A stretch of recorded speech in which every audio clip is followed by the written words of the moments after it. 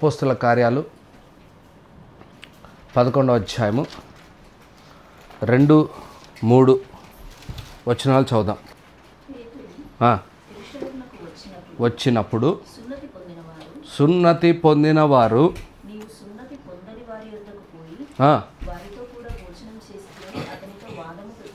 వాదము పెట్టుకొనిరి. ఇక్కడ చూస్తున్న మాట, పేతురు ముందుగా నుంచే భయపడుతున్నాడు. పేతురులో ఆల్రెడీ ఆ బీజం ముందు నుంచే ఉంది. యేసయ్య చెప్పిన మాట, మీరు సర్వలోకమునకు వెళ్ళి సర్వ సృష్టికి అనే పదం వాళ్ళకు ఎలా అర్థమైందనంటే, మేబీ సర్వ సృష్టిలో ఉన్న యూదుల గురించి, యూదులకే మాత్రమే వాక్యం అందించాలేమో అని అర్థమైంది మన పేతురుతో పాటు ఉన్న అపోస్తులకు. కానీ మన వాళ్ళు బయటికి వెళ్ళి సువార్త అందించాలి, చెల్లా చెదరై సువార్త ప్రారంభించాలి. వెళ్తున్నా కూడా ఎక్కడ పోయినా యూదులు, ఎక్కడ పోతున్నా ఆ అన్యుల మధ్యలో చాలా తక్కువగా మాట్లాడుతున్న వారు. ఇలాంటి సందర్భంలో పేతురు చాలా జాగ్రత్త పడుతున్నాడు. అన్యుల మధ్యలో ఎలా ఉండాలి, అన్యుల మధ్యలో ఎలా జీవించాలి అని చాలా జాగ్రత్త పడుతున్న పేతురు, దేవుడు దానిపైన ఉన్న అధ్యాయంలో 10వ అధ్యాయంలో దేవుడు ఆయనకు దర్శనం ఇవ్వడము, కొర్నేలిస్తో మాట్లాడడము పోవడం జరిగిన తర్వాత, దేవుని ఆజ్ఞకు లోబడి ఒక పని చేయడం వల్ల, ఒక ఆజ్ఞకు లోబడ్డం వల్ల ఆయన మీద వ్యతిరేకత ప్రారంభించబడింది. మనం కూడా ఎప్పుడైతే దేవుని ఆజ్ఞకు లోబడి, ఆ ఆజ్ఞకు లోబడి మనం చేస్తున్న పనులను బట్టి వ్యతిరేకత ప్రారంభం అవచ్చు. చాలా వరకు ఏం ప్రారంభమవుతుంది? వ్యతిరేకత. సో కానీ చాలామంది ఆ వ్యతిరేకతను వద్దు, ఆ వ్యతిరేకత రాకూడదు, ఆ వ్యతిరేకత కంటే మనం ప్రేమ కలిగి ఉండాలి, ఆ వ్యతిరేకతను మనం ఏర్పరచుకోకూడదు, మనం అలాంటి విభేదాలు పెట్టుకోకూడదు అని మనం ఆలోచిస్తూ ఉంటే మనం చేస్తున్న తప్పది. పరిశుద్ధాత్మునికి అవకాశం ఇవ్వనట్టు మనం ఆ ప్రేరేపణ, ఆ ఆజ్ఞకు లోబడ్డము దేవుని మాటలో నుంచి ఉందా లేదా అనేది మనం ఆలోచించుకోవాలి. పేతురు మాత్రము దేవుని మాటలో నుంచి ఉంది. దేవుడు మాట్లాడినాడు కళ ద్వారా, దేవుడు మాట్లాడినాడు దర్శనం ద్వారా. దేవుడు చెప్పాడు ముందుగానే వాక్యంలో, నువ్వు సర్వలోకానికి వెళ్ళి సర్వ సృష్టికి సువార్త ప్రకటించమని చెప్తా ఉంటే, అది ప్రత్యేకముగా దేవుడు బండను ఏర్పరచుకున్నట్లు ఆ ప్రత్యేకమైన బండ పేతురుగా కనపడుతున్నాడని మనం అన్ని విషయాల్లో చూస్తున్నాం. ఆ పాత వాక్యాల్లో, అంటే దానికంటే కొంచెం వెనకల వాక్యాల్లో వెళ్తే యేసుప్రభు కూడా ఆ సందర్భాన్ని మాట్లాడినట్టు చూస్తూ ఉన్నాం. కానీ ఆ పని చేయడానికి పేతురుకు సాహసం చాలట్లేదు. అది ఎప్పుడైతే కొర్నేలిస్ ఇంటికి వెళ్ళి వచ్చాడో, చాలామంది రెడీగా గుర్రుమని కోపంగా చూస్తూ ఉన్నారు. అరే, సంఘానికి అధికారిగా ఉన్నాడైతను,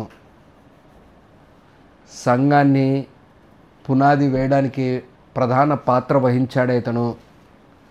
అపోస్తుల కార్యాలు 2వ అధ్యాయంలో, అలాగే అపోస్తుల కార్యాలు 1వ అధ్యాయంలో పరిశుద్ధాత్మను పొందడానికి పేతురు గారే చాలా విషయాల్లో ఎలాగా, ఒకరోజు మనం హోల్ నైట్లో విన్నాం.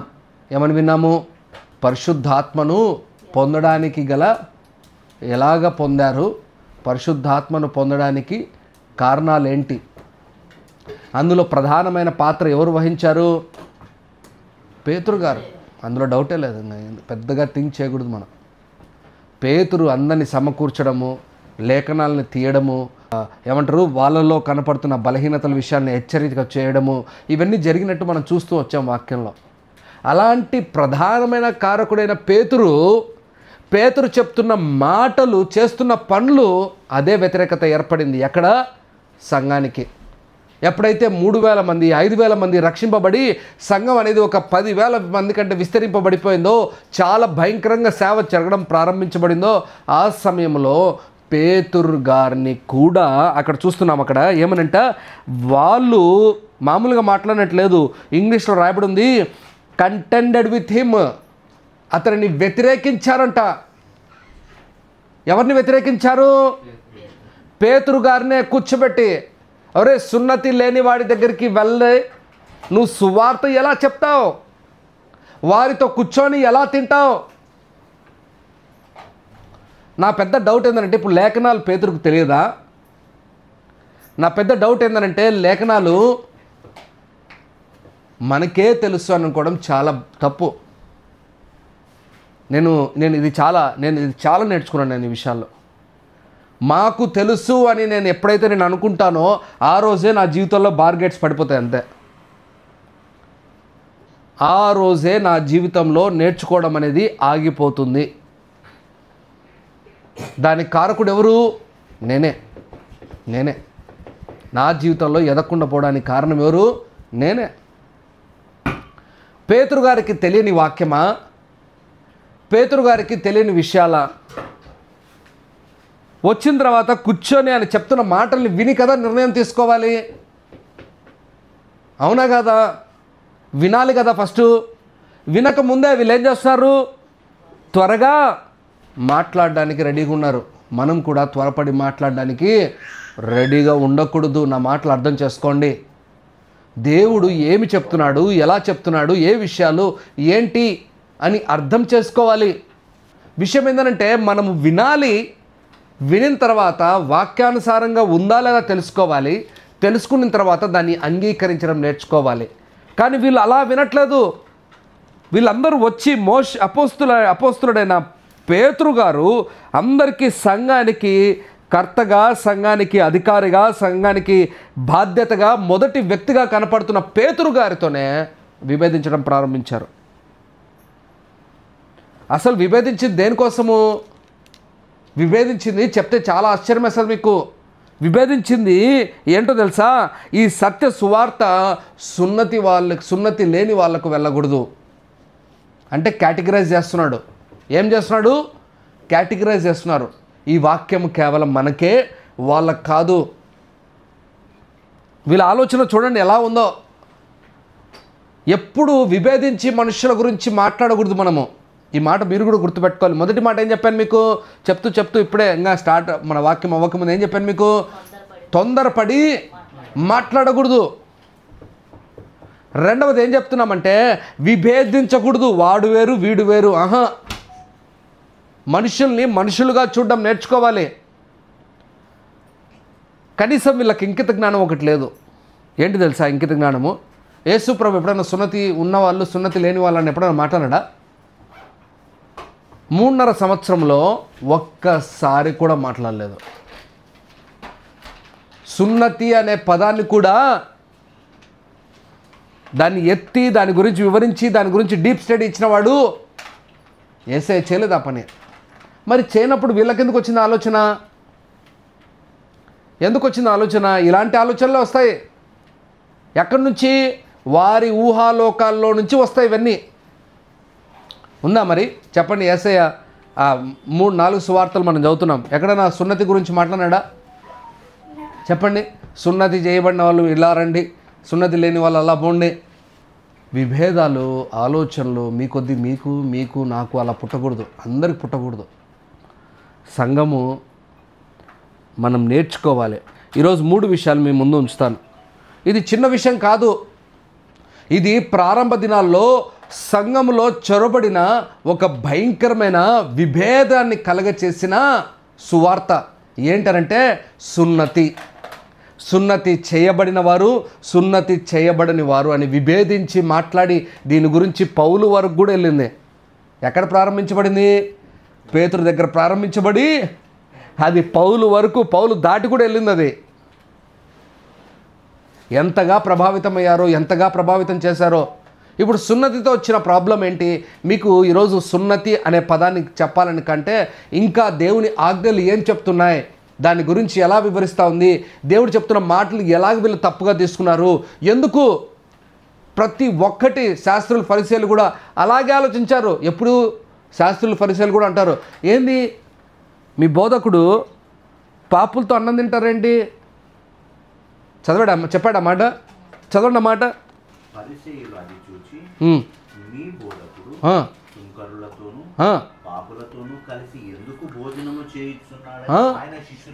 అది ఎందుకు? వాళ్ళతో తిన్నాడు, పాపులతో తిన్నాడు, వీళ్ళతో ఉంటున్నాడు. ఇప్పుడు వీళ్ళు కూడా సున్నతి ఉన్నవారు, సున్నతి లేనివారు అని విభేదాన్ని తీసుకొని వచ్చారు. అప్పుడు యేసయ్య స్పష్టంగా చెప్పాడు, నేను వచ్చిందే వీళ్ళ కోసం రా నాయనా, నేను పాపుల కోసమే వచ్చాను, పాపులకు నిమిత్తమే వచ్చాను అని ఎంత స్పష్టంగా చెప్పాడో. కానీ అర్థం కాల వీళ్ళకు, ఎక్కల. అసలు సున్నతి గురించి అంటే వీళ్ళ విడ్డూరమైన సువార్త ఎక్కడి వరకు తీసుకెళ్లారో చెప్తాను చూడండి, విచిత్రమైంది. మొదటి మాటలు మీకు చెప్తున్నాను. Is it lawful to be circumcised? సున్నతి చేయబడ్డము ధర్మశాస్త్ర ప్రకారముగా, సున్నతి చేయబడిన వారు వేరవ్వడం ధర్మశాస్త్ర ప్రకారంగా కరెక్టా? ఇది మొదటి అంశం.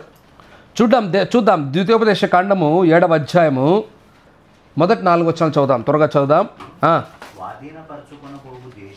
ద్వేషములను చేర్చి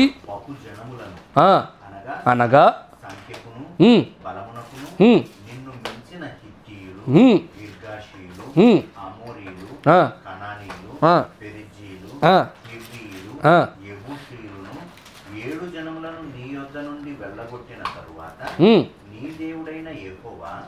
వారిని నీకు అప్పగించినప్పుడు నీవు వారిని హతము చేయవలెను. వారిని ఏం చేయాలంట?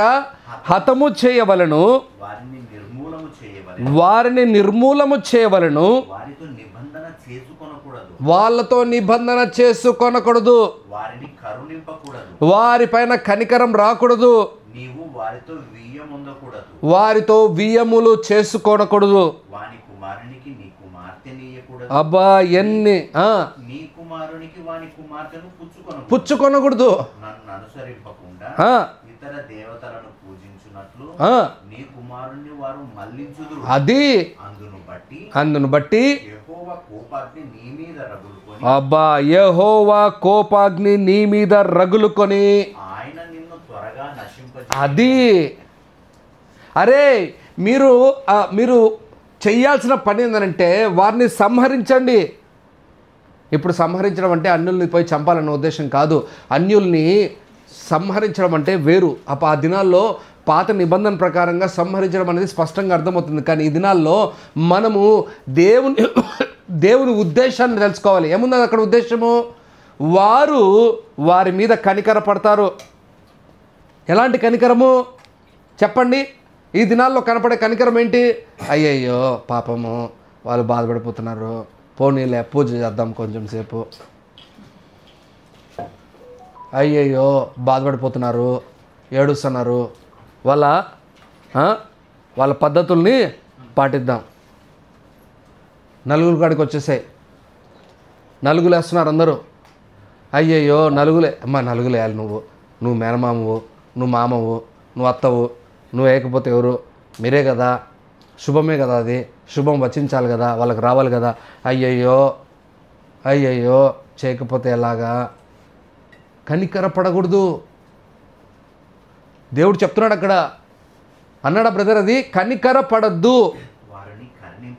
కరుణింపకూడదు. ఎంత స్పష్టంగా దేవుడు చెప్తున్నాడు. వారితో ఏ నిబంధన నేను చేస్తానులే, వారితో ఏదైనా నిబంధనలు చేసుకోకూడదు. ఎప్పుడు జాగ్రత్తగా ఉండాలి. వారితో నువ్వు నిబంధనలు చేసుకుంటే నువ్వు వారి వలె మార్చబడతావు, వారి స్వభావాలు మార్చబడతావు, వారి ఆలోచనలు వచ్చేస్తాయి, వారి క్రియలు మీలోకి వచ్చేస్తాయి.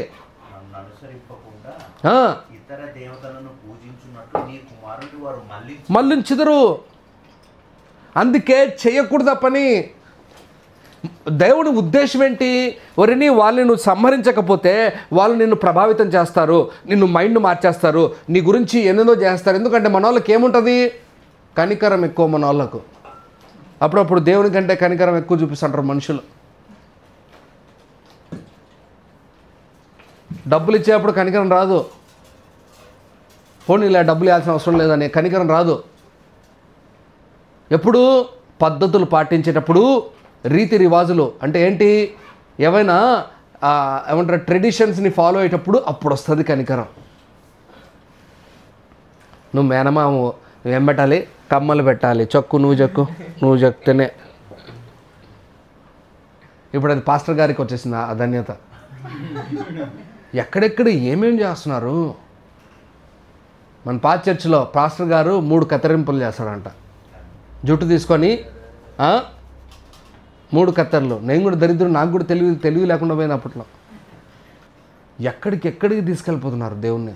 తాళిబొట్టు కూడా కట్టేటప్పుడు ఏంది తండ్రి కుమార, అబ్బా ఎక్కడికి పోతున్నారా మీరు. మన పద్ధతులు వారి వలె మార్చబడుతున్నాయి. మన స్వభావములు వారి స్వభావముల వలె మార్చబడుతున్నాయి. అందుకు అలా అవ్వకూడదు, జాగ్రత్తగా ఉండాలి.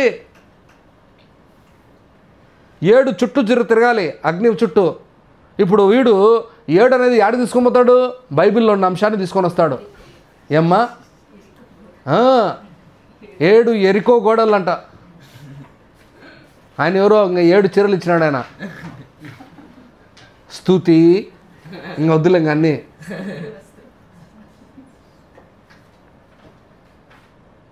మనం చాలా తెలివి చూపిస్తున్నారు.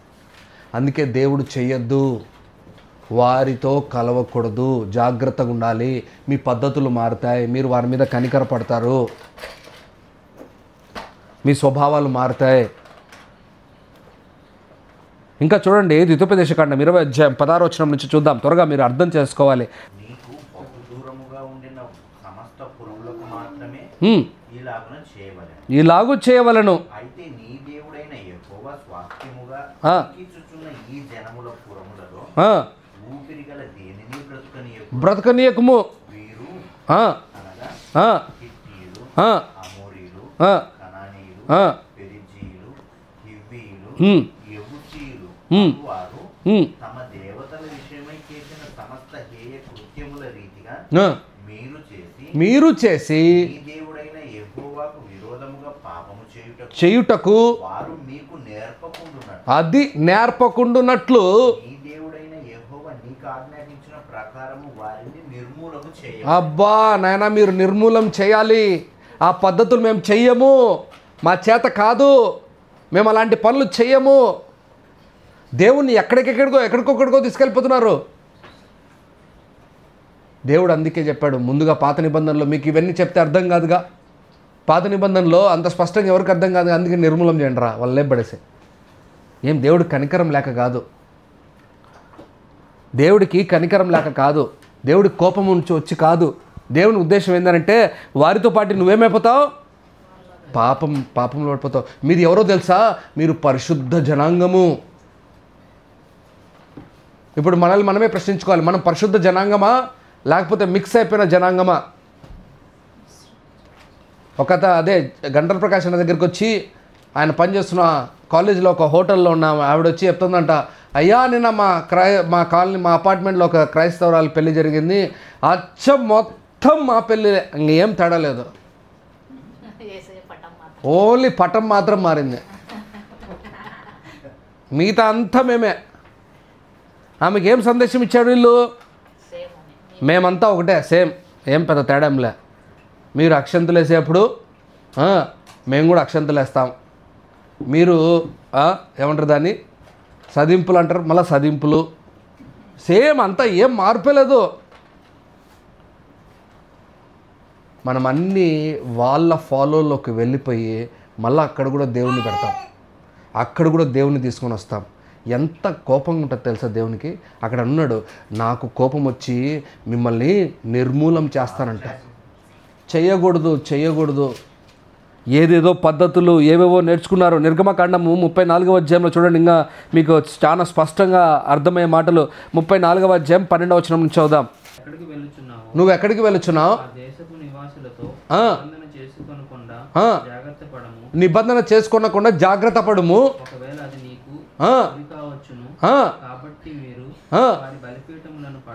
పడగొట్టి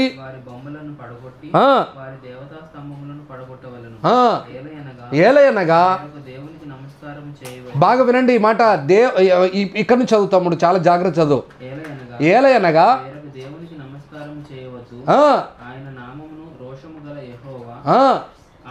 రోషము గల దేవుడు ఆ దేశపు నివాసులతో నిబంధన చేసుకొనకుండా జాగ్రత్త పడుము. వారు ఇతరుల దేవతలతో వ్యభిచరించి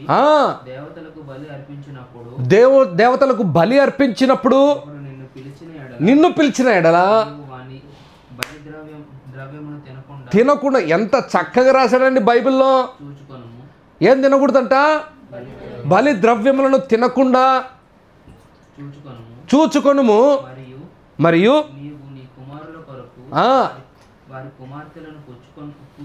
ఇంక ఇక్కడి నుంచి చదువు మనం. వాళ్ళ కుమార్తెలను ఇచ్చుకోకూడదు.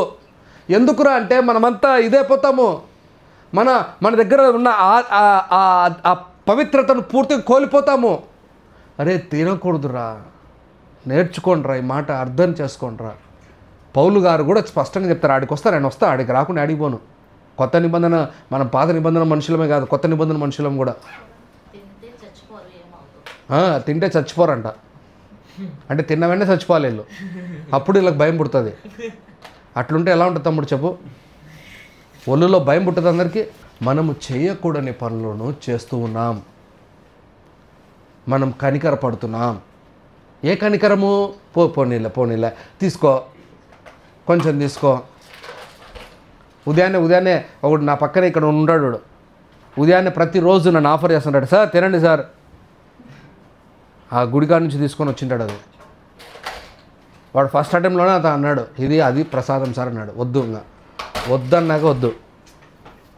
ఎందుకు సార్ అంటే నేను తినను. 2-3 సార్లు డైలాగులు వేశాడు నా ముందు. సార్ మేమంటే అది సార్, మేమంటే ఇది సార్, మమ్మల్ని తక్కువ చూస్తారు సార్ మీరు. ఏదేందో మాట్లాడాడు. నేను మాత్రం తీసుకోను. కనికరపడి మనం ప్రేమ చూపించి మనం అనవసరమైన లొంగకూడని ప్రాంతంలో ఇప్పుడు బైబిల్ ఏమంటారు బ్రదర్? కనికరపడాలి, ప్రేమ చూపించాలి. ఏం బ్రదర్ అనరా చెప్పండి. చాలామంది వాక్యం ఏం చెప్తారు? కోప్పడకూడదు, క్షమించాలి, బా ప్రేమించాలి. వాళ్ళు ఎలాగ తెలుసుకుంటారు దేవుణ్ణి? ఇంకా మన క్రైస్తవులు ముఖ్యంగా కొంతమంది ఈవెన్ పెట్టించుకోవడానికి కూడా రెడీ అయిపోయారు, ముందుకు వెళ్ళిపోతున్నారు. ఏమంటే వాళ్ళ సహవాసం మళ్ళీ బయటికి మాత్రం కనపడరు. వెంటనే మళ్ళా ఎందుకు ఇలాంటి పనులు? బైబిల్లో పాత నిబంధనలో స్పష్టంగా దేవుడు చెప్పాడు. మళ్ళీ అదే కొత్త నిబంధనలో చెప్పాలి అంటే ఎందుకు? ఎన్నిసార్లు చెప్పాలి నీకు నాకు? ఇప్పుడు 3 రెఫరెన్సులు తీసుకున్నామా? 3 రెఫరెన్సులు తీసుకున్నాం. ఎంత చక్కగా చెప్పాడు. ద్వితోపదేశకాండం 7వ అధ్యాయంలో, ద్వితోపదేశకాండం 20వ అధ్యాయంలో, నిర్గమకాండం 34వ అధ్యాయంలో. చేయకండి. ఎందుకు చేయకూడదు? ఉద్దేశాన్ని కూడా చెప్పాడు దేవుడు స్పష్టంగా. మీరు మారిపోతారా? మీరు పవిత్రమైన జనాంగం రా, మీరు వేరే ఉద్దేశాలు వచ్చేస్తారా? వద్దురా. మనుషులు అర్థం కాదు. కొంతమంది ఏమని ఆలోచిస్తారంటే, మేము జ్ఞానవంతులం, మేము డీల్ చేసుకుంటాం. ఏమంటారమ్మా? మారం కాదు, మేము టాలెంట్ డీల్ చేస్తాం. ఒకడు ఇలాగే ఫీల్ అయ్యాడు. వాడు మామూలుడు కాదు, వాడు మహాజ్ఞాని. మీ అందరికీ తెలిసిన ఆయన మహాజ్ఞాని, పెద్ద రాజు. ఆ రాజు గురించి ఈరోజు కూడా అనేక మంది మాట్లాడుతూ ఉంటారు. ఎవరు రాజు? సొలొమోన్ రాజు. చదువు మాట. నెహెమ్యా 13వ అధ్యాయము 25 నుండి 27 వరకు.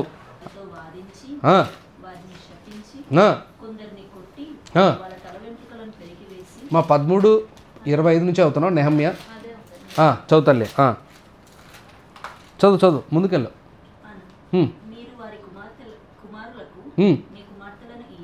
ఇయ్యకయు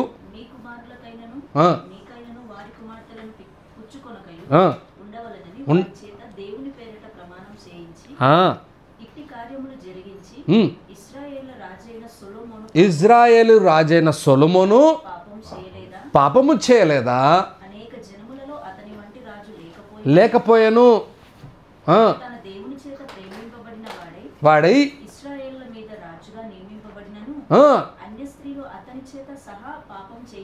అది మహాజ్ఞాని, చాటుచక్కం తెలిసినవాడు, అంత గొప్ప జ్ఞాని ఏమైపోయాడు? లాస్ట్కి పడిపోయాడు. ఇంకా నువ్వు నేను ఎంత బ్రదర్? నేను చెప్తున్నాను ఈరోజు, సొలొమోన్ రాజు మన కళ్ళ ముందు నిలబడితే ఆయన జ్ఞానాన్ని చూసి మనం నోరు కూడా ముయ్యలేం, అంత ఆశ్చర్యకార్యాలు చేశాడు ఆయన. షీబా రాణి వచ్చి తన దగ్గర ఉన్నదంతా అర్ధ రాజ్యం ఇవ్వడానికి కూడా మనసు వచ్చింది ఆమెకు, అంతగా తన జ్ఞానం ప్రభావితం చేసింది. అంత జ్ఞానం కలిగిన వాడు ఇష్టం వచ్చినట్టు పని చేసుకుంటూ దేవుని మాటకు లోబడక నేను డీల్ చేసుకుంటా, నేను సరి చేసుకుంటా, నేను జ్ఞానవంతుణ్ణి, నేను మంచిగా జ్ఞానం చూపించుకుంటానని చెప్పి ఎంటర్ అయిన వాడు ఏమైపోయాడు? పాపంలో పడిపోయాడు. ఇంకా నువ్వెంత నేనెంత. అందుకే మనం తెలివితేటలు ఎక్కువ చూపించకూడదు. ఇంకొక ఆయన ఉన్నాడు దేవజనుడు. ఆ దేవజనుడు ఏం చేస్తాడు తెలుసా?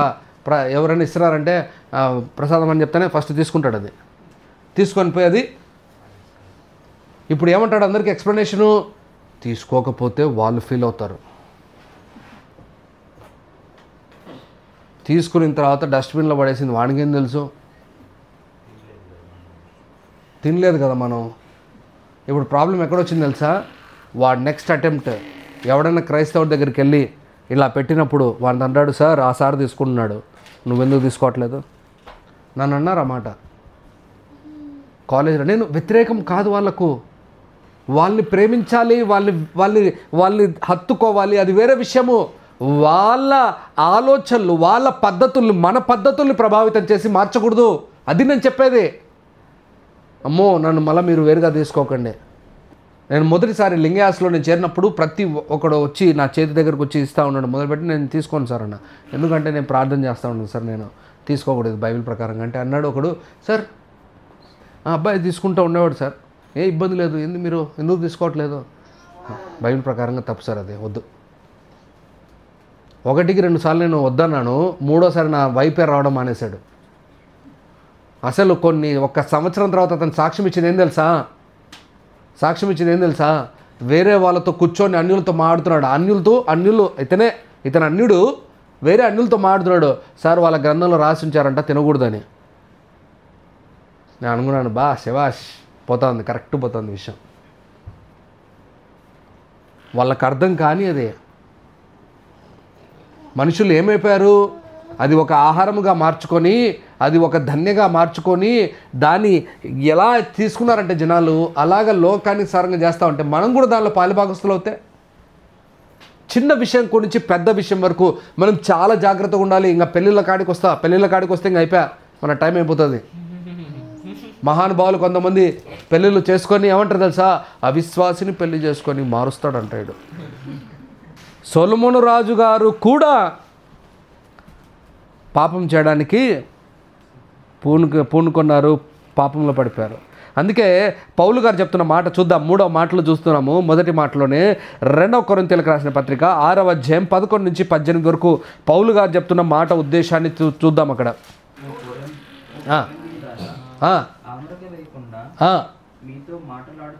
ఆ మరక లేకుండా మీతో మాట్లాడుచున్నాను,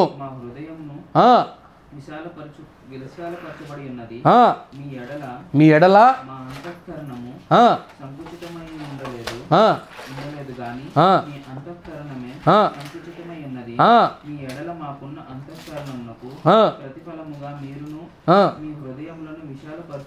విశాలపరచుకొనడి, నా పిల్లలని ఇలాగు చెప్తున్నాను, ఉండకుడి, నీతికి దుర్నీతితో ఏమి సాంగత్యము, వెలుగునకు చీకటితో ఏమి పొత్తు, ఏమి సంబంధము, పాలెక్కడిది,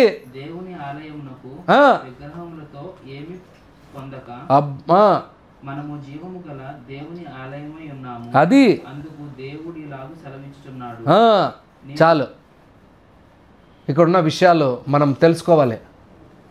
మనకు సాంగత్యము మాట్లాడకూడదు, కలవకూడదు అనేది కాదు. పాలెక్కడ? పాలంటే ఏంటి? తాగే పాలు కాదు. వాళ్ళతో సహవాసం ఎందుకు? ఏ సహవాసము?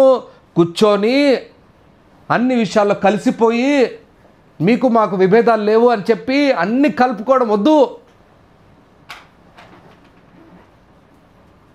మనం చాలా జాగ్రత్తగా ఉండాలి. పౌలు గారు చెప్పిన మాట మీకు అందుకే చెప్తున్నాడు. ఆయన మాట ఏమన్నా తెలుసా, నేను మీతో అరమరక లేకుండా చెప్తున్నాను, మీరు నా పిల్లలు కాబట్టి చెప్తున్నాను అని ఓపెన్గా చెప్పడం ప్రారంభించారు. అది బైబిల్లో రాసి ఉంచారు కాబట్టి మంచిదే, ధన్యులం ఈరోజు మనం. మీకు అసలు చీకటికి వెలుగుతో సంబంధం ఏది? ఎందుకు సంబంధము? నేను దూరం పెట్టాలని కాదు నా ఉద్దేశం. వాళ్ళతో కలిసిపోయి నువ్వు వాళ్ళతో వల్లే పాపం చేయకూడదు, వాళ్ళ వల్లే నువ్వు తప్పుడు చేయకూడదు. తెలియకుండా చేసావు, అది వేరే విషయం, అయిపోయింది, అప్పుడు అయిపోయింది కథ. కానీ ఇప్పుడు దేవుని విషయంలో నువ్వు ఎదుగుతున్న ప్రారంభ దినాల్లో చాలా జాగ్రత్తగా ఉండడం మంచిది. మీరు నమ్ముతారు నమ్మరు, నా జీవితంలో నేను రక్షణ పొంది మారుమనసు పొందిన తర్వాత నాకు అడ్డుగా నా జాన్ అంటే నా హృదయానికి ఎంతో అతుక్కోనున్న నా స్నేహితులు కూడా అన్యులై నన్ను బాధ పెడుతూ నన్ను చాలా ఇబ్బంది పెడుతుంటే నేను వారిని కూడా తీసి పడేసా. నాకు ఎవరు నాకు ఇంపార్టెంట్? నాకు నా దేవుడు, నా యేసయ్య ఇంపార్టెంట్. నా యేసయ్య ఏం చెప్తే అది చేస్తాను. నా అమ్మ, మా నాన్న, నా ఫ్రెండ్స్ నాకు ఎవరు వద్దు. నేను ఈరోజు పెళ్లి చేసుకొని చెప్తున్నాను, ఈరోజు కూడా నా భార్య కూడా కాదు నాకు, నా పిల్లలు కూడా కాదు, నా దేవుడు ఫస్ట్ నాకు.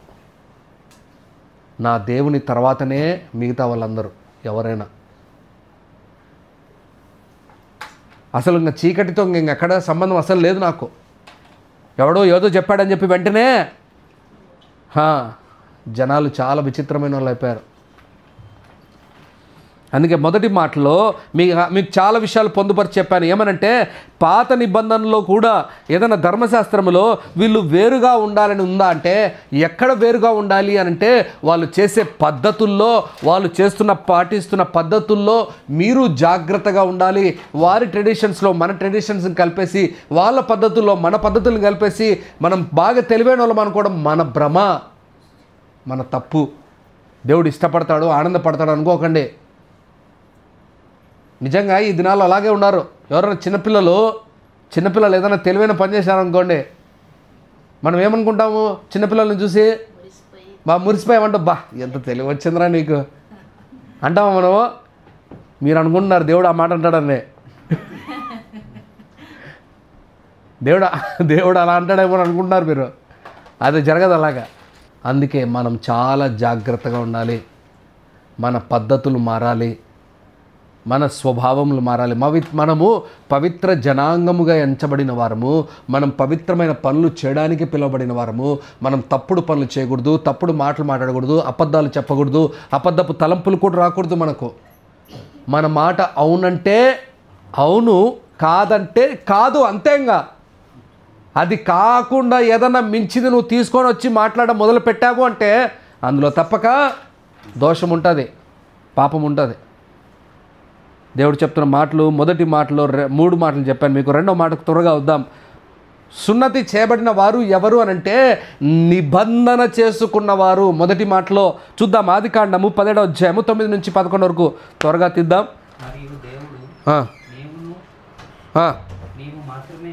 నీవు మాత్రమే గాక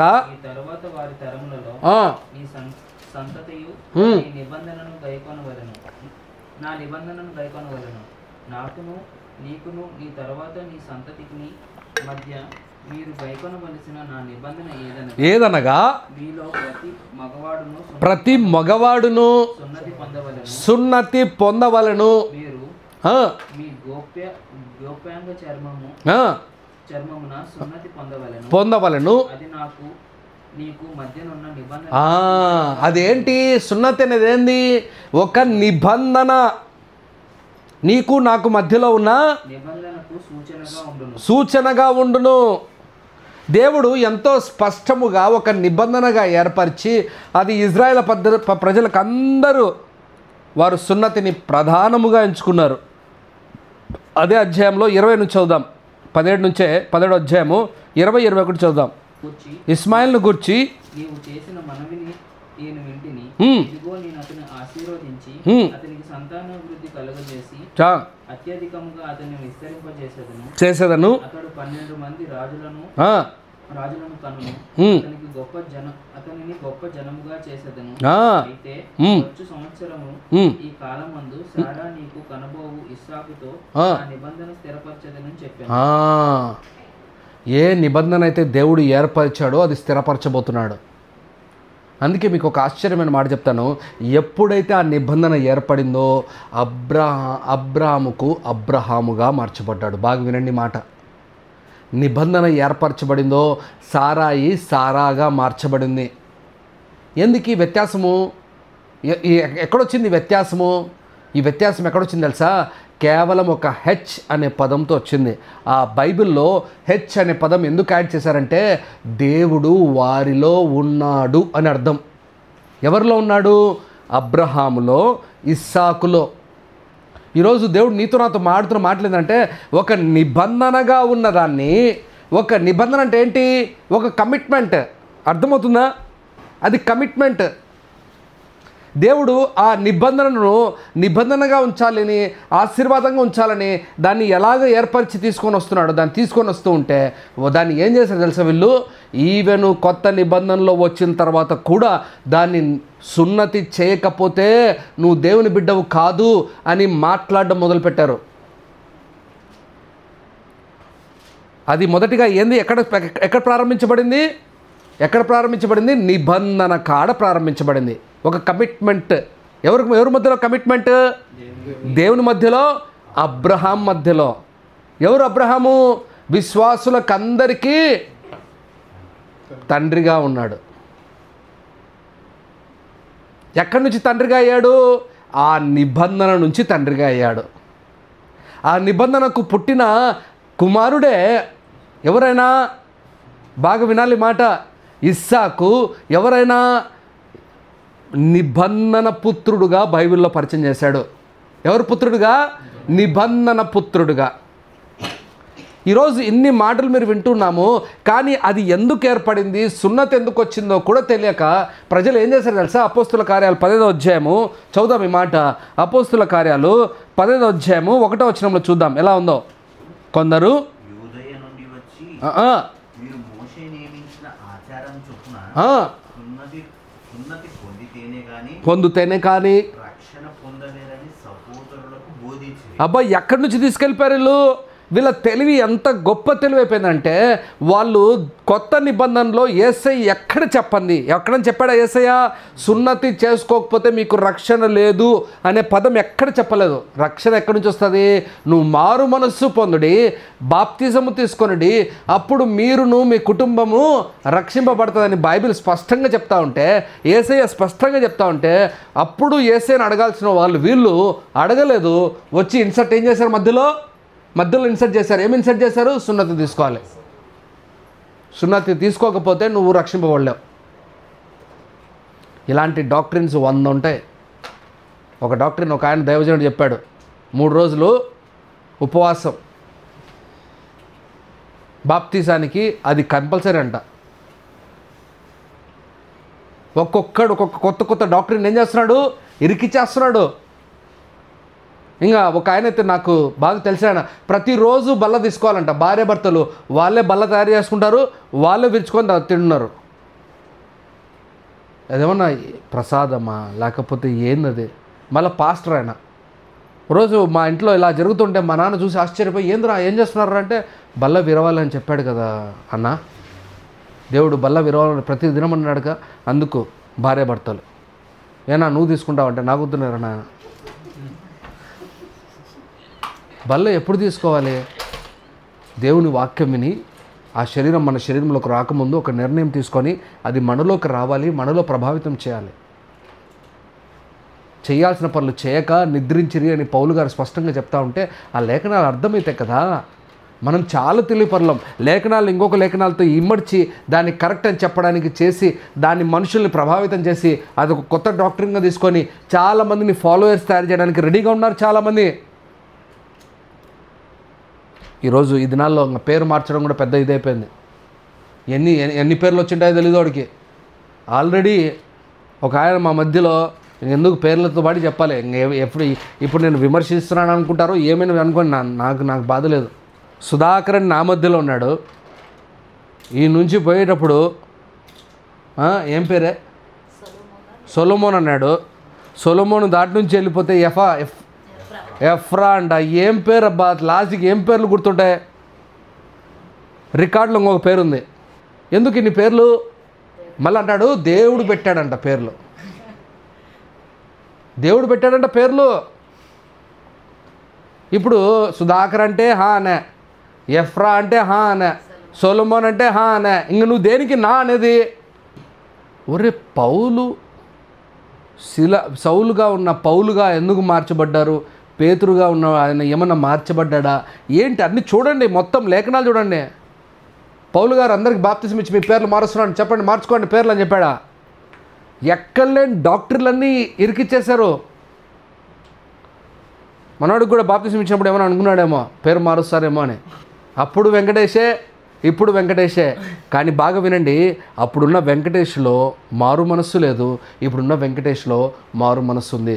సున్నతి అని అంటే బయటికి కనపడేది కాదు, అది మగవాళ్ళు చేసినా కూడా అది వారి వరకే పరిమితిలో ఉండేది, వారికే తెలిసి ఉండేది, వారి కుటుంబులకే తెలిసిన వాళ్ళు ఉండేది, అది వారి లోపల దాగి ఉన్నది. ఆ సున్నతి ఒక దేవునితో నిబంధన చేసుకునింది.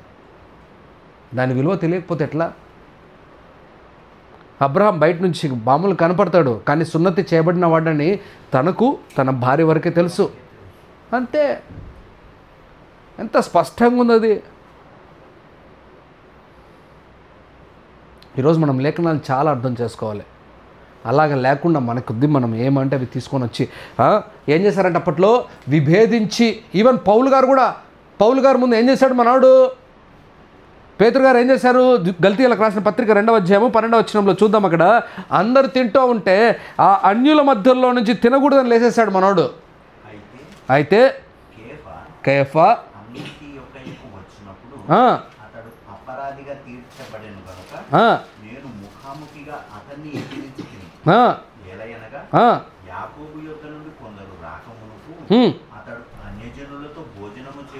చేయుచుండెను.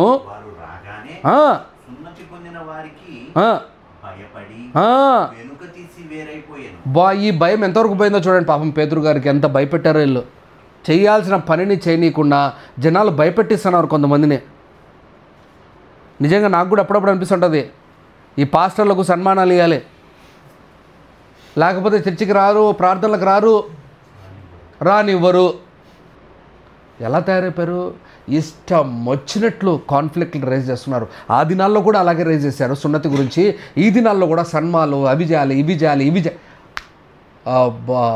పాస్టర్ని గౌరవించాల్సిన రీతిగా నువ్వు గౌరవించాల. నేను ఎందుకు ఈ మాటలు మాట్లాడుతున్నాను? ఎందుకంటే మనల్ని కూడా అది అందరితో వదిలిపెట్టేది. ఆ పాతకాలంలో అది కొనసాగుతూనే ఉన్నాయి, ఈ రోజుకి కూడా విభేదాలు కొనసాగుతూనే ఉన్నాయి, ఆ మాటలు అలాగే కొనసాగుతూ ఉన్నాయి. జనాలు అలాగా కాన్ఫ్లిక్ట్స్లు రైజ్ చేసే దాంట్లో నంబర్ 1గా ఉన్నారు. ఈవెన్ దానికి లోబడిపోయాడు. ఎవరు లోబడిపోయాడు? కయప్ప కూడా భయపడాడు. అదే కయప్ప అంటే పేతురు గారు కూడా లోబడిపోయాడు. చాలా బాధాకరం. అందుకే పౌలు గారు ఏమంటున్నారంటే కొలసీలకు రాసిన పత్రిక 2వ అధ్యాయం 11వ వచనం. ఇప్పుడు మీకు పెద్ద సందేహం ఉంటుంది, బ్రదర్ మరి సున్నతి చేసుకోవాలా వద్దా? మీరు క్రీస్తు సున్నతి యందు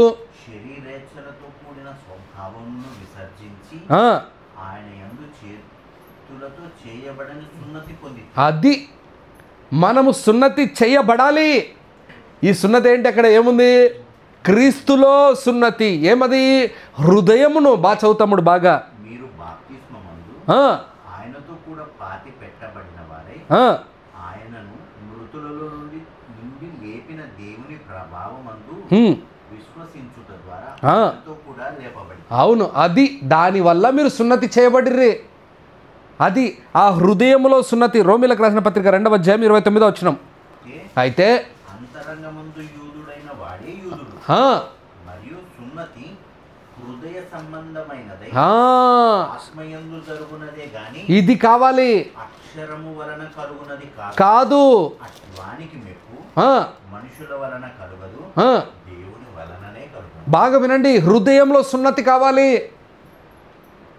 ప్రతి ఒక్కరికి. ఇప్పుడు స్త్రీ కాదు, పురుషుడు కాదు, అందరికీ. ముందు పాత నిబంధనలో కేవలం పురుషుడికి మాత్రమే సున్నతి అయ్యేది. కానీ ఇప్పుడు కొత్త నిబంధన ప్రకారంగా సున్నతి మగవారికి ఆడవారికి ఇద్దరికి అవ్వాలి. కానీ ఎక్కడ అవ్వాలి? హృదయంలో అవ్వాలి. హృదయ సంబంధమై ఆత్మయందు, అంటే నీ హృదయంలో నువ్వు కట్ చేయబడాలి, నీ శరీర సంబంధమైన క్రియలు మార్చబడాలి. దాన్ని ఎప్పుడైతే నువ్వు తీసేస్తావో అప్పుడు దేవునిలో కట్టబడడం ప్రారంభమవుతావు. దేవుడు చెప్తున్న మాటలు ఇవన్నీ. మనం హృదయంలో సున్నతి కాకపోతే దేవునికి సంబంధించిన వారం కాదు. మనకెందుకు బ్రదర్ సున్నతి ఇప్పుడు సున్నతి అవసరం లేదు. పౌలు గారు ఈవెన్ తిమోతి ఆ దినాల్లో చేసిన ప్రభావితం బట్టి తిమోతికి కూడా సున్నతి ఇవ్వాల్సిన పరిస్థితి వచ్చింది. ఎంత ప్రభావితం చేశారు. నేనేం చెప్తున్నాను తెలుసా, అలాంటి వాళ్ళే ఈ దినాల్లో కూడా సున్నతి చేయకపోయినా వేరే పనులలో ప్రభావితం చేస్తున్నారు. ఇవి చేయొచ్చు, అవి చేయొచ్చు, ఇలా చేయొచ్చు, అలా చేయొచ్చు. పద్ధతులు పెళ్ళిళ్ళ కాడికి వస్తాయి ఒరిజినాలిటీ పద్ధతులు. మంచి విశ్వాసి నా దగ్గర మన చర్చిలో ఉండి మంచిగా ఆత్మీయంగా ఎదిగి వెళ్ళినవాడు తాలిబొట్టు కట్టుకోవాల్సిన అవసరం లేదు తమ్ముడు అని అంటే చాలా బాధపడిపోయాడు. అదొక్కటి కాకపోతే ఎట్లన్నా నేను కట్టలేదే. ఇప్పుడు పెళ్ళి అయినట్టు కాదా? బైబిల్ ప్రకారంగా ఒకరు ఉండాలని నిర్ణయం తీసుకున్నప్పుడు మంచిగా మనం ఎంకరేజ్ చేయాలి. ఇంకా అవునా? ఏమి లేవే కమ్మలన్న పెట్టుకోకూడదు, ఏమి లేవే ముక్కరాయన్న పెట్టుకోకూడదు, బోసిపోయినట్టు ఉండవే నీ ముఖం. ఏం తమ్ముడు, వాడు ఎవడో వచ్చి బోసిపోయినట్టు ఉండవు ముఖం అంటే స్టిక్కర్ పెట్టుకోవడం మొదలుపెట్టింది. ఏమో స్టిక్కర్, కనీసం స్టిక్కర్లాగా కనపడాలి, కనీసం కొంత అందంగా ఉండాలి. జనాలు మాట్లాడే మాటల్ని బట్టి ఏమైపోతారు? ప్రభావితమైపోతున్నారు. ఏసన్న బ్రదర్ అదే అనేవాడు చాలాసార్లు. ఎవరో పోతా దారిలో అన్నా అయ్యగారు ఏంది బక్క చిక్కిపోయారే అని అంటే చాలంట.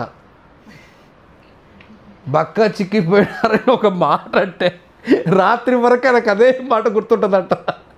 ఆయన అనేవాడు ఆ ఒక్క మాట నన్ను ఎంతో ప్రభావితం చేసేది. నిజంగా మనుషులు ఏదన్నా లేదు అది లేదు ఇది లేదని అంటే చాలా ప్రభావితం చేయబడి ఏమైపోతున్నారు వాళ్ళు? మిక్సప్ చేసి చాలా విషయాల్ని ఫిట్ చేసుకుంటున్నారు, వాళ్ళకి కావాల్సిన ఫిట్. ఆ దినాల్లో సున్నతి కూడా అలాంటిదే. ఈ దినాల్లో చాలా సున్నతి కాదు కానీ మిగతావన్నీ అలాంటివే. ఇంకా మీకు అర్థం కావాలని చెప్తున్నా. నేను అన్నీ చెప్పుకోలేను ఇంకా వరుస పెట్టి ఇంకా 1, 2, 3, 4, 10 వద్దు. మీరు ఇంకా 1, 4, 10 మీరు ఫిల్ చేసుకోండి. పౌలు గారు సున్నతి చేయబడాలి కానీ హృదయానికి చేయబడాలి. మన క్రైస్తవము హృదయముకు సున్నతి కలిగి మనం దేవుడు చెప్పినట్టు జీవించడం నేర్చుకోవాలి. చదవండి మాట రోమిలకు రాసిన పత్రిక 4వ అధ్యాయం 11వ వచనం. మరియు సున్నతి లేని వారైనను నమ్మిన వారందరికీ అతడు తండ్రి అగుట వలన వారికి నీతి ఆరోపించుటకై అతడు సున్నతి పొందకమునుపు తనకు కలిగిన విశ్వాసము వలన నీతికి ముద్రగా అది కావాలి నాకు. నీతికి ముద్రగా సున్నతి అను గుర్తు పొందెను. అది ఈరోజు మనకు కూడా ఒక సీల్ రావాలి. ఏం సీల్ రావాలి బ్రదర్? నీతి. ఎక్కడి నుంచి వస్తుంది బ్రదర్? సున్నతి చేయబడి. ఎక్కడ సున్నతి బ్రదర్? హృదయానికి. అబ్బాబ్బాబ్బా ఎన్ని విషయాలు దేవుడు మాట్లాడుతున్నాడు ఈరోజు.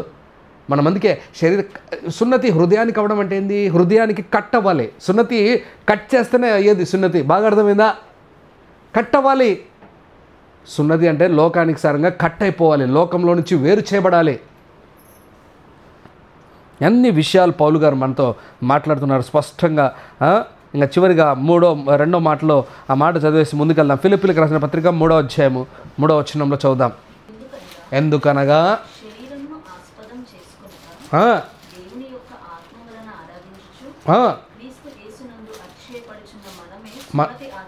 అది దేవుని ఆరాధించేవారంట. ఎవరు వీళ్ళు? హృదయ సున్నతి కలిగిన వారు. ఎంత స్పష్టంగా పౌలు గారు ఇది కొట్టివేయలేదు.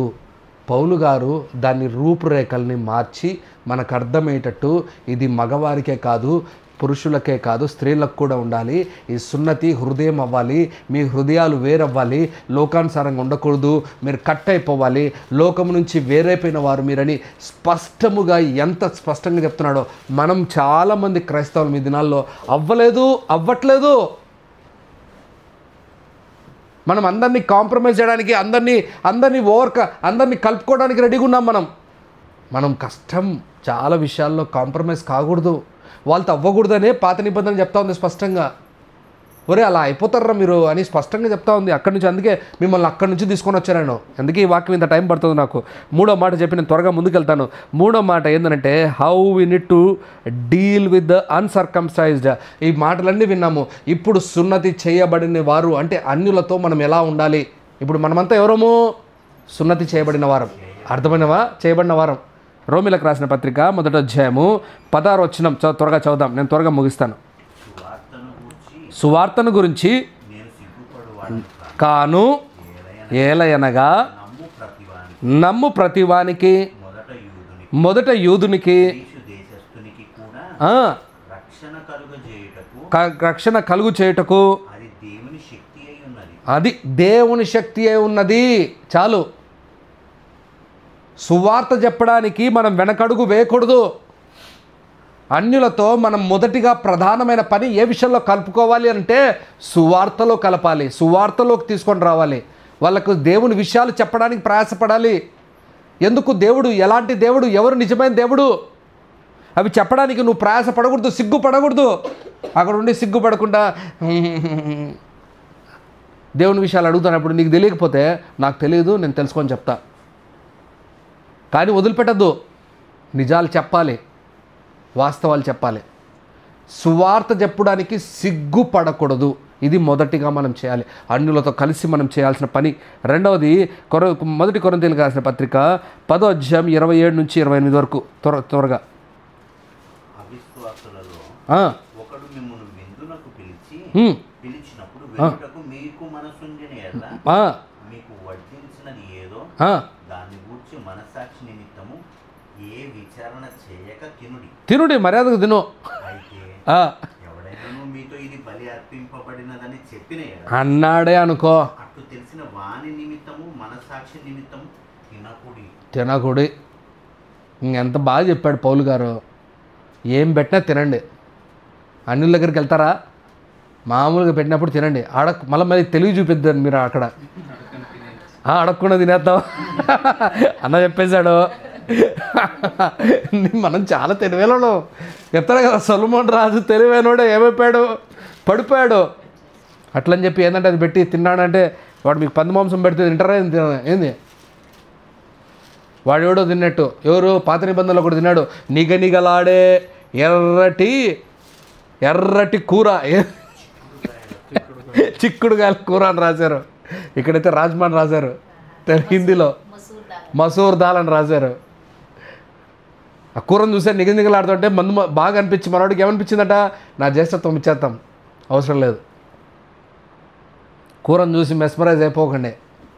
మామూలు పెట్టాడు, కొబ్బరన్నం పెట్టాడు, ఏంలే పిలిచాడు, మామూలు విందుకు పిలిచాడు, ఏం బాధపడకండి, వెళ్ళండి, తినండి. అర్థమైందా? సహవాసం చేయాలంటే నా ఉద్దేశంలో ఇప్పుడు మీరు ఏదైనా తినకపోతే, ఇప్పుడు ఫర్ ఎగ్జాంపుల్ మీరు చికెన్ తినారనుకోండి, మీరేమంటారమ్మా? నేను తినలేను చికెన్ అంటావు, అవునా? బస్ క్లియర్గా ఉందా? తినకపోతే వాడు బాధపడిపోతాడు, ఏదో ఒకటి తినాలని. తింటావా చెప్పు? అలా ఎలాగైతే నీ శరీరాన్ని ఫోర్స్ చేస్తావో అలాగే దేవుడు తినకూడదు అనే దాన్ని తినొద్దండి, అంతే. ఎందుకు ఫోర్స్ చేసుకోవాలి? ఎందుకు బాధపడాలి? రోమిలకు రాసిన పత్రిక 12వ అధ్యాయము 2వ వచనం త్వరగా చదువుదాం. లోక మర్యాదలను అనుసరింపక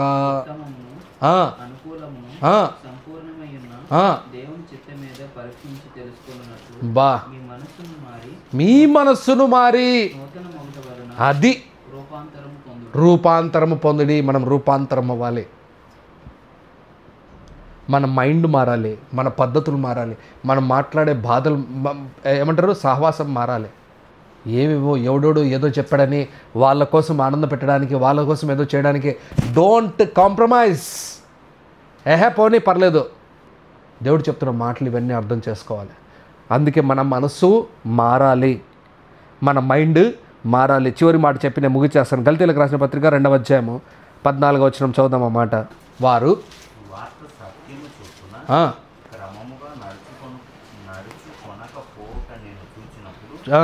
అందరి ఎదుట కేఫాతో నేను చెప్పినదేమనగా, నీవు యూదుడవయుండియు యూదుల వలె కాక అన్యజనుల వలె ప్రవర్తించుచుండగా అన్యజనులు యూదుల వలె ప్రవర్తింపవలనని ఎందుకు బలవంతం చేయొచ్చు? అది చివరిగా నేను చెప్పేది ఏంటంటే, వాళ్ళు మనలాగా చేయాలని బలవంతం చేయకండి. మనము వాళ్ళలాగా ఉండాలని వాళ్ళు బలవంతం చేస్తుంటే ఒప్పుకోకండి. Clarity, clear, simple. ప్రేమలు అలాగే ఉంచండి. వాళ్ళ కోసం ఎంత దూరమైనా వెళ్ళండి. వాళ్ళని హాస్పిటల్ తీసుకెళ్ళాలా, మరొకటి చేయాలా, తెగింపు యాడికైనా చేయండి, పర్లేదు, మన ప్రాణాల పైన పర్వాలేదు. బట్ వాళ్ళతో కలిసిపోకండి. వారి పద్ధతుల్లో కలిసిపోయి మనము వాళ్ళని కాంప్రమైజ్ చేసేటట్టు చేయకండి. దేవునికి చాలా కోపం వస్తుంది. మనం చాలా చేస్తున్నాం, ఇలాంటివి చాలా చేస్తున్నాం. ఒకటి కాదు, చాలా చాలా విషయాలు. వాళ్ళు బాధపడతారేమో, వీళ్ళు బాధపడతారేమో. నేను చెప్తున్నాను, బలవంతం ఎవ్వరిని చేయకండి. ఆ మాట ఎంత స్పష్టంగా ఉంది. యూదుని ఎటువైపు అంటే అన్యులను మన సైడు బలవంతం చేయకూడదు. ప్రార్థన చేసుకో, మారు, బైబిల్ చదువు. వాడికి ఏం అర్థమవుతుంది బైబిల్? వాడికి ఏం అర్థమవుతుంది ప్రార్థన?